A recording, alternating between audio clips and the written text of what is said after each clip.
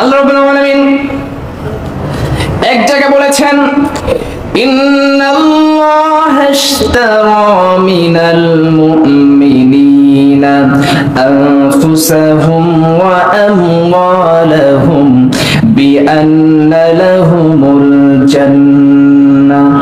আল্লাহ বলেন, ইন্নাল্লাহা ইশতারা মিনাল মুমিনিনা আনফুসাহুম ওয়া আমওয়ালাহুম বিআন্না লাহুমুল জান্নাহ।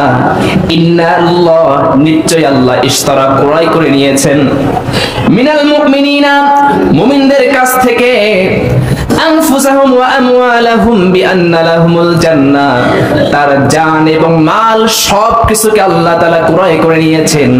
মুসলমান ব্যক্তির কাছ থেকে সবকিছু ক্রয় করে নিয়েছেন, বিআন্না লাহুমুল জান্নাহ, বিনিময়ে আল্লাহ তাআলা তাকে জান্নাত দেওয়ার ওয়াদা করেছেন। সুবহানাল্লাহ। কিন্তু আপনি সেই ওয়াদা খেলাফ করেন। আল্লাহ এখানে কেনা বেচা করছেন।